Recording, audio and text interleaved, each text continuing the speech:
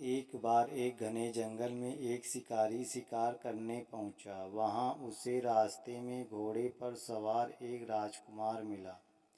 शिकारी राजकुमार के साथ चलने लगा। चलते चलते उन्हें एक साधु मिला। अब वह दोनों साधु के साथ चल दिए। वह चारों जंगल में साथ साथ जा रहे थे। तभी उन्हें एक कुटिया दिखाई दी। वह चारों चलते चलते थक गए थे, सो विश्राम करने के लिए वह कुटिया में रुके।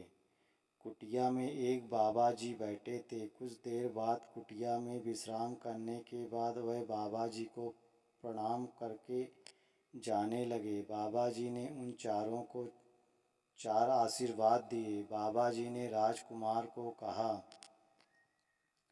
राजपुत्र तुम चिरंजीवी रहो। तपस्वी से कहा, ऋषि पुत्र तुम मत जियो। साधु से कहा, तुम चाहे जियो चाहे मरो, तुम्हारी मर्जी। और शिकारी से कहा, तुम ना जियो ना मरो।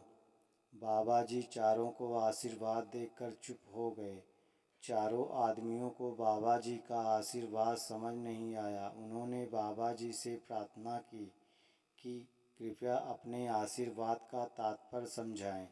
बाबा जी बोले, राजा को नरक में जाना पड़ता है। मनुष्य पहले तप करता है, फिर तप के प्रभाव से राजा बनता है और फिर मरकर नरक में जाता है। इसलिए मैंने राजकुमार को जीते रहने के लिए आशीर्वाद दिया। जीता रहेगा तो सुख पाएगा। तपस्या करने वाला जिएगा तो तपस्या करके अपने शरीर को कष्ट देता रहेगा। वह मरेगा तो तपस्या के प्रभाव से स्वर्ग में जाएगा अथवा राजा बनेगा। इसलिए उसको मर जाने का आशीर्वाद दिया, जिससे कि वह सुख पाए।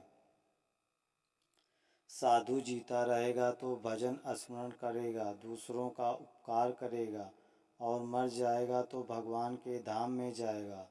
वह जीता रहे तो भी आनंद है और मर जाए तो भी आनंद है। इसलिए मैंने उसे आशीर्वाद दिया कि तुम जियो चाहे मरो, तुम्हारी मर्जी। शिकारी दिन भर जीवों को मारता है। वह जिएगा तो जीवों को मारेगा और मरेगा तो नरकों में जाएगा। इसलिए मैंने कहा, तुम जियो ना मरो। इसलिए मनुष्य को अपना जीवन ऐसा बनाना चाहिए कि वह जहाँ रहे वह सुख पाए। हमारी जानकारी अच्छी लगी तो प्लीज़ लाइक, सब्सक्राइब, कमेंट जरूर।